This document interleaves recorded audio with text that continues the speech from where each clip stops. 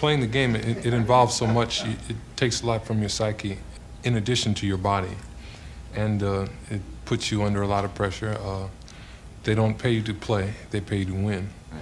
Okay, if you were just going to get paid to play, you could do that at the Y, but they pay you to win.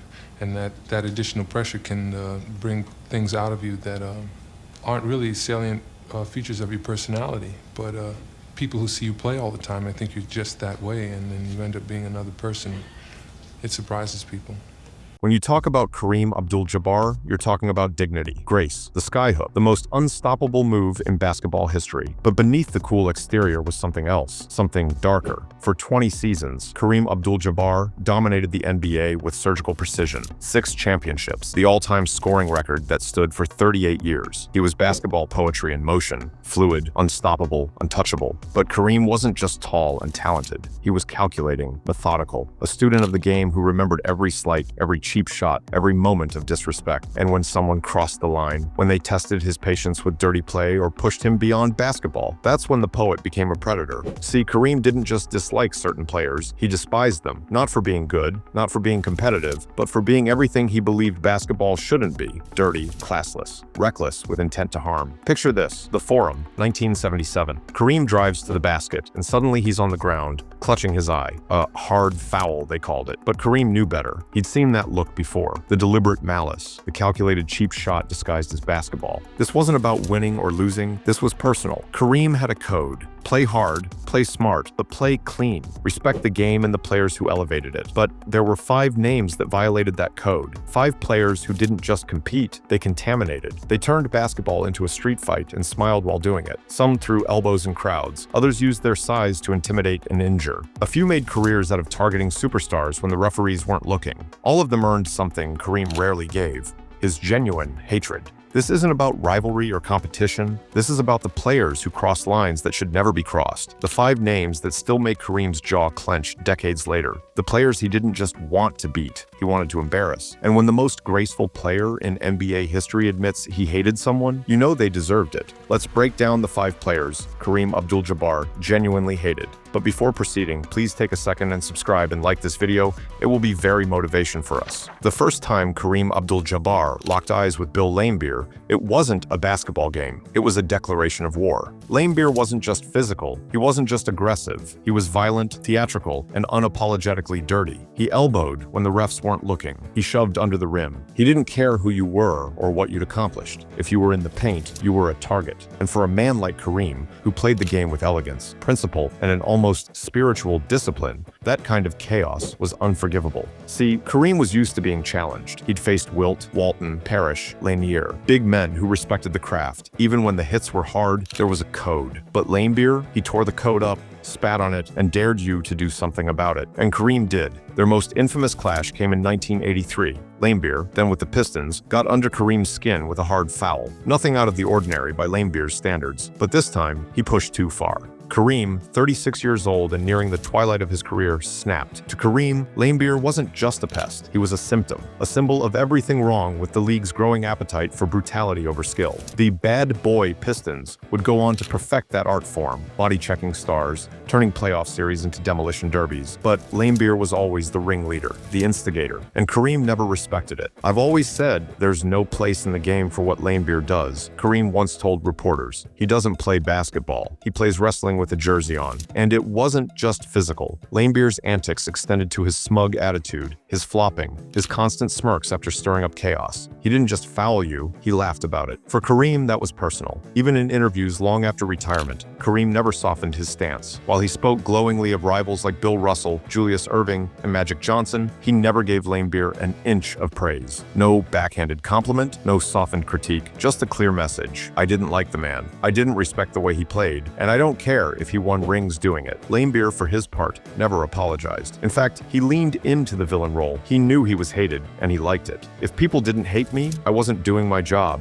he said once. And that attitude only made Kareem despise him more. Even in games where Kareem outscored Laimbeer by 30 or dominated him on the glass, there was no satisfaction. Because playing Laimbeer wasn't about competition, it was about surviving the chaos without losing your soul. The fact that Bill Laimbeer made him explode, that says everything. Kareem didn't just dislike Laimbeer, he hated him. And unlike most grudges in the NBA, this one never thawed.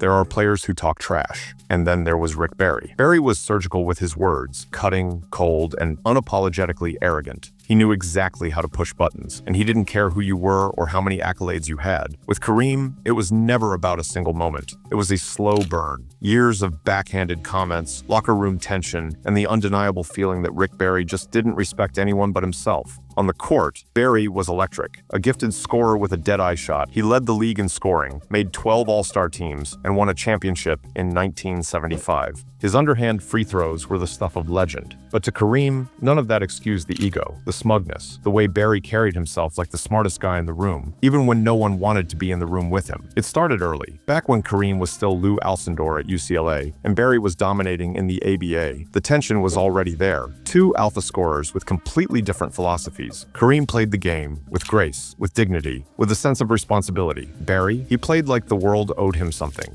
and he let you know it every time he touched the ball. With Rick Barry, Kareem never tried to hide it. He once said, "Rick Barry is not the kind of teammate I'd ever want. Not because of his talent, but because of his character." Strong words from one of the league's most cerebral and private legends, but Barry had earned that reputation. His own teammates throughout his career, on multiple teams, spoke about how difficult he was to work with. Self-centered, moody, quick to throw others under the bus, and while fans loved his scoring and grit, inside locker rooms, Barry was radioactive. To Kareem, Barry wasn't just annoying, he was disrespectful. The type of player who would climb over his own teammates to win, then demand applause for doing it. Even decades later, when Kareem was asked to name the players he admired, Barry's name never came up. Not once. Not in books, not in interviews, not in casual conversations. It was as if he'd been erased from Kareem's basketball universe. And yet, buried underneath all that distaste, there was a strange kind of recognition, because Kareem knew Barry was dangerous. On the right night, he could torch you for 40, sink every free throw, and leave you dazed. He just didn't like the way he did it. That's the difference between rivalry and hatred. You can compete with someone like Magic Johnson and walk away friends. You can battle someone like Moses Malone and still give them their flowers. But with Rick Barry, Kareem never forgave the attitude, never respected the approach, never forgot the words, and never, ever let him off the hook.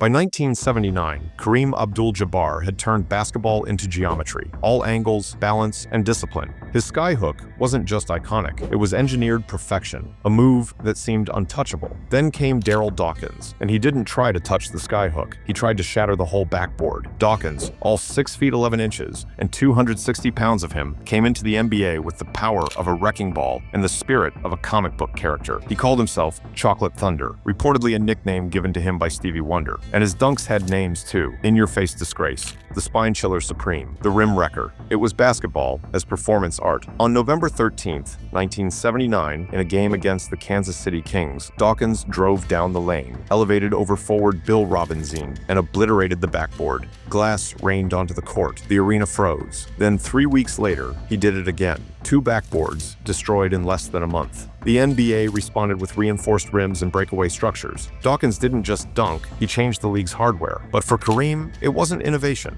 it was sacrilege. While Dawkins turned games into showcases, Kareem believed basketball was a craft, built on footwork, patience, and composure. Dawkins' flair might have thrilled the fans, but it grated on someone like Kareem, who viewed basketball as an extension of self-control. They weren't true rivals. Dawkins was never an MVP contender, nor the focal point of Kareem's greatest clashes. But in 1983, their paths met in the NBA Finals. Dawkins' 76ers swept Kareem's Lakers in 4 games. While Moses Malone carried Philly, Dawkins played his part, bringing muscle and showmanship to a title run. Kareem, still productive at 36, remained consistent, but the game was changing around him. Publicly, Kareem rarely criticized Dawkins, but in interviews and commentary, he sometimes questioned players who leaned more into spectacle than structure. Without naming names, he voiced frustration over what he saw as wasted potential. It's widely understood Dawkins was one of the players he had in mind. Kareem once said, "Talent isn't enough. If you don't apply it with discipline, it's just noise." For Dawkins, the rivalry may have felt like showbiz. He often poked fun, joking that Kareem always looked like someone stole his newspaper. He wasn't trying to be serious. That wasn't his game, and that only made the divide sharper. Kareem didn't hate Dawkins the person, but the flamboyance, the named dunks,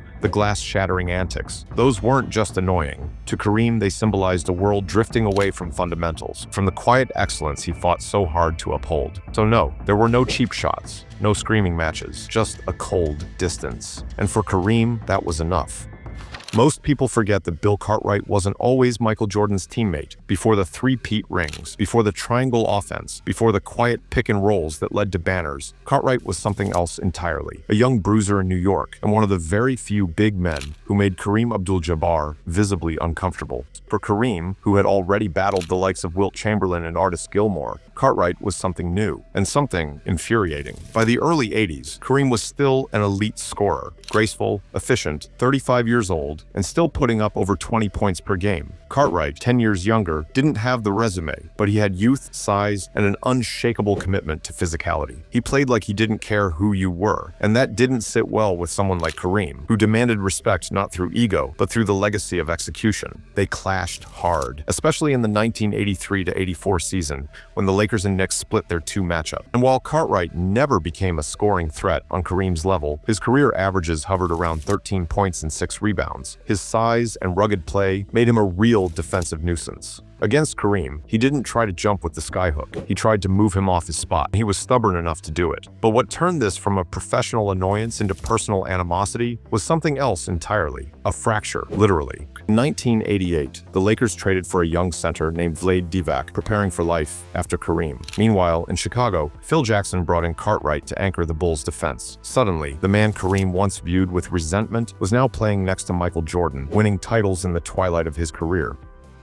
Kent Benson, the top overall pick in the 1977 draft, had just come off a national championship at Indiana. He was big, young, and eager to prove himself, the kind of player who saw every possession as a test of manhood. But on the court that night stood someone he wasn't ready for. Just minutes into what was reportedly Benson's very first NBA game, the rookie made his presence felt, and not in the way you'd want. He elbowed Kareem, hard, right in the stomach. Maybe it was accidental, maybe it was clumsy rookie overexcitement, or maybe, as some suspected, it was a not-so-subtle message. I'm not afraid of you. But Kareem didn't care about intention. He responded instantly, turning and punching Benson in the face. No hesitation, no words, just a fist. The crowd erupted. Benson hit the floor, and in that single moment, what should have been a fresh beginning turned into NBA infamy. Kareem shattered a bone in his right hand. He was ejected on the spot and later fined $5,000, the equivalent of over $25,000 today. He missed 20 games nursing the injury, a devastating blow to a Lakers team built around his presence. As for Benson, he didn't miss much time, just one game according to records, but the punch followed him for the rest of his career. He never lived it down. Went on to average 9.1 points and 5.7 rebounds over 11 solid but unspectacular seasons. To most fans, though, he's remembered for what happened in those first few minutes, not the years that followed. For Kareem, it was a lesson in patience lost, and perhaps respect violated. He rarely showed that kind of emotion. Kareem was typically calm, detached, surgical, but that elbow, it cut through his reserve. He later admitted he had overreacted, but never apologized publicly. And while he wouldn't go on record saying he hated Benson, the silence that followed, the lack of reconciliation, the absence of acknowledgement said enough. Kareem didn't hate the man. He hated what the moment represented. A young player stepping into the league with no fear, no restraint, no reverence for the hierarchy that legends like Kareem had spent years building. And instead of asserting dominance through footwork or finesse, Benson led with an elbow. In Kareem's world, respect came first. Benson never got another chance to earn it.